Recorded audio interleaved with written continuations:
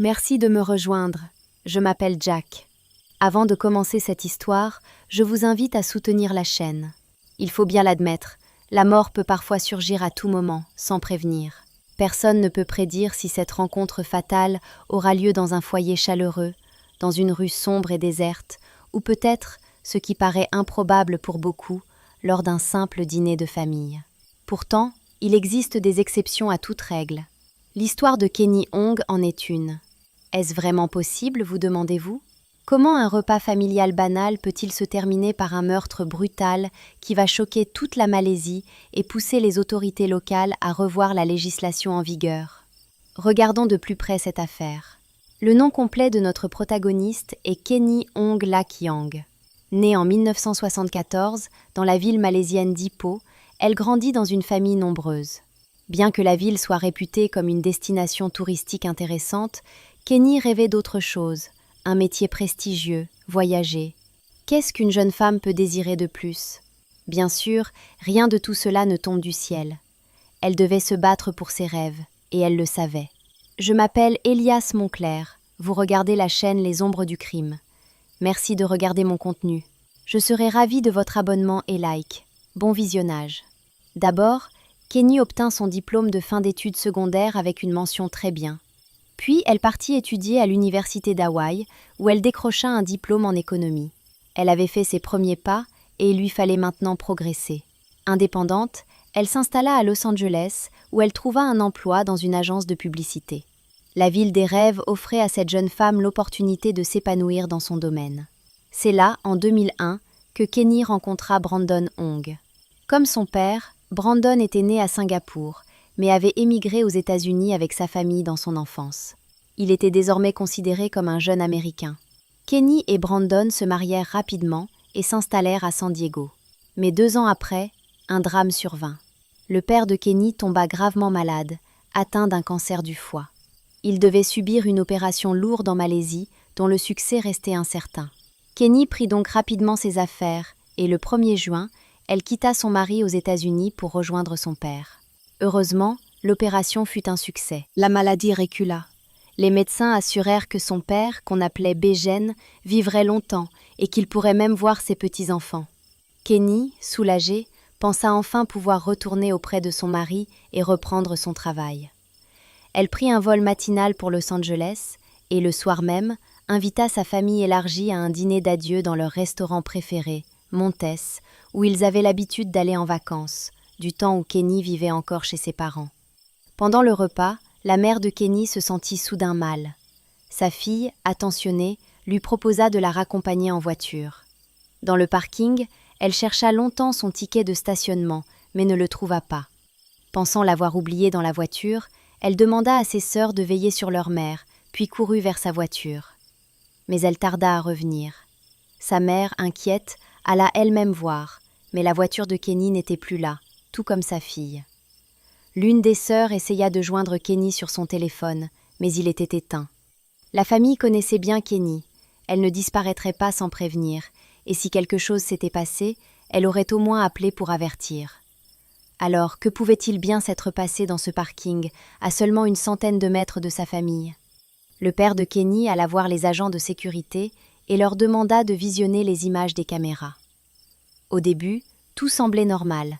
Sa fille marchait vers sa voiture, fouillant dans ses poches, cherchant ses clés dans son sac. Mais derrière elle, un inconnu avançait, ralentissant ou accélérant au même rythme qu'elle. Sur une autre caméra, ils virent la voiture de Kenny quitter le parking, mais au volant se trouvait un homme, probablement celui qui la suivait. Étrangement, Kenny était assise à côté passager. Tout indiquait un enlèvement. La famille appela immédiatement la police. À leur crédit, les forces de l'ordre malaisiennes commencèrent les recherches dès qu'elles furent informées du vol du véhicule. Quelques heures plus tard, un agent de la patrouille routière repéra une voiture correspondant à la description.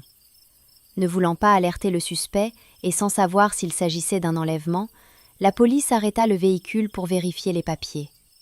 Le conducteur, visiblement nerveux, présenta tout de même son permis avec un sourire. Kenny, assise à côté, tenta de faire des signes au policier, mais celui-ci était concentré sur les documents et ne comprit pas. Le ravisseur, remarquant cela, appuya soudainement sur l'accélérateur et prit la fuite. La police tenta de tirer sur les pneus, mais en vain. Heureusement, ils purent récupérer les papiers du suspect, un certain Ahmad Najib Binari, 27 ans. Laissez-moi vous présenter rapidement cet homme. Né en 1976, Ahmad grandit à Muar, en Malaisie. Il était le deuxième de 4 enfants. Il abandonna l'école avant la fin du 3e cycle du secondaire, qui dure 5 ans dans ce pays, car il devait travailler pour aider sa famille. En 1998, il quitta Muar pour Kuala Lumpur. Plus tard, Ahmad se maria et eut 2 enfants. Ceux qui le connaissaient le décrivaient comme un homme sérieux et responsable dans son travail. Revenons à notre affaire. Peu de temps après, un jeune homme s'approcha de la police pour raconter une histoire étrange. Il expliqua qu'au cours d'un dîner dans un café en bord de route, un inconnu était venu le voir.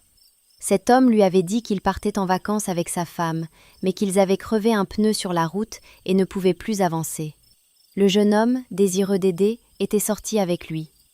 Il sortit un cric du coffre et le donna au voyageur. Mais il remarqua des impacts de balles sur la voiture, et sur le siège avant, une femme apeurée qui ne ressemblait en rien à une épouse partant en vacances avec son mari. L'homme, prétendu mari, ne changea pas le pneu. Il s'occupa seulement du cric un moment, puis le rendit. La police comprit aussitôt qu'il s'agissait de Kenny et que son ravisseur était Ahmad. Malheureusement, ce fut la dernière fois que Kenny fut vue vivante. Son corps fut retrouvé 3 jours plus tard dans une bouche d'égout près d'un chantier, presque brûlé. L'autopsie révéla qu'elle avait d'abord été poignardée à plusieurs reprises dans l'abdomen, puis étranglée.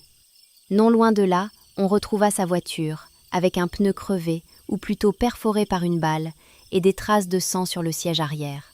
La police, en possession des papiers du meurtrier, ne se rendit chez lui qu'après la découverte du corps. Ce qui est incroyable dans cette histoire, c'est que le meurtrier vivait tranquillement chez lui, menant une vie ordinaire, comme si rien ne s'était passé. Comme s'il n'avait pas volé une voiture, enlevé une femme venue voir son père malade, ni pris la fuite après cet acte. Plus tard, après l'arrestation d'Ahmad, les analyses médico-légales ont révélé que, en plus du sang de Kenny, l'ADN d'Ahmad était également présent dans la voiture. Il convient de préciser qu'en Malaisie, les meurtres, surtout les plus brutaux, sont extrêmement rares. Selon le code pénal, un meurtrier encourt la peine la plus sévère, non pas seulement la réclusion à perpétuité, mais la peine de mort. On ignore quelles étaient les attentes d'Ahmad, sachant que la police disposait de toutes les preuves contre lui. Pourtant, il a tout avoué et a même décidé de coopérer avec l'enquête, espérant ainsi échapper à la peine capitale. Naturellement, ce criminel violent a tenté de se présenter comme une victime innocente. Lors du procès, il a affirmé que cette nuit-là, dans le parking, il cherchait une autre femme et qu'il s'était trompé, ne s'en rendant compte qu'une fois dans la voiture avec Kenny. Selon lui, ils auraient même ri de cette situation, puis il aurait essayé de la convaincre d'avoir une relation intime, ce à quoi Kenny ne se serait pas opposé. Il a prétendu que les marques sur son cou étaient liées à une fantaisie sexuelle de la jeune femme, ce qui expliquerait son décès. Terrorisé, Ahmad aurait alors décidé de se débarrasser du corps en le brûlant.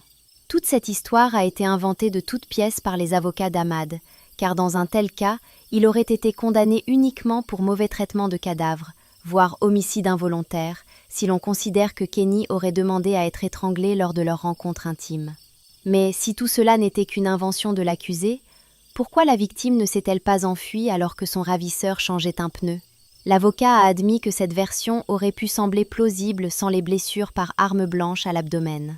C'est à ce moment-là que toute la défense s'est effondrée. L'enquête et l'autopsie ont confirmé une version bien plus fiable des faits. Ahmad a aperçu une femme seule dans le parking devant le restaurant Monty et l'a suivie.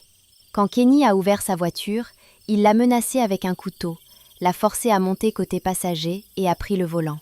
Après une confrontation avec des policiers et une tentative ratée de changer un pneu crevé, il a conduit jusqu'à un endroit isolé. Il a installé une Kenny terrifiée sur la banquette arrière et l'a agressée à plusieurs reprises. Kenny a tenté de résister, ce qui lui a valu plusieurs coups de couteau à l'abdomen, puis elle a été étranglée avec une ceinture de manteau.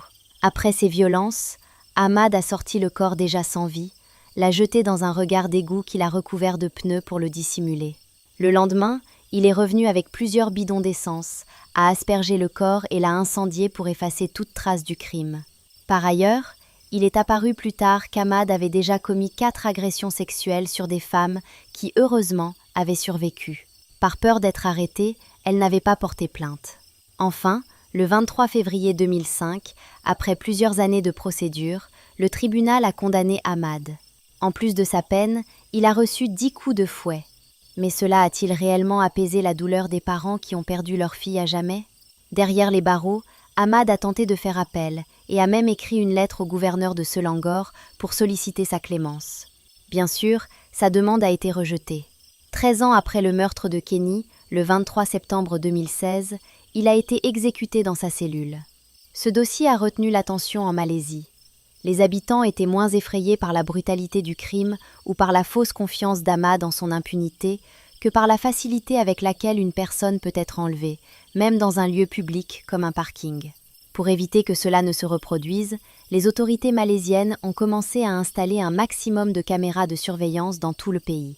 Elles ont renforcé la sécurité dans les centres commerciaux et même créé des places de parking réservées aux femmes. Dans cette situation, il est profondément regrettable qu'il ait fallu sacrifier la vie d'une jeune femme innocente, venue retrouver son père pour 2 semaines, depuis des milliers de kilomètres. Vous avez regardé la chaîne Les Ombres du Crime. Merci d'avoir regardé et bonne journée.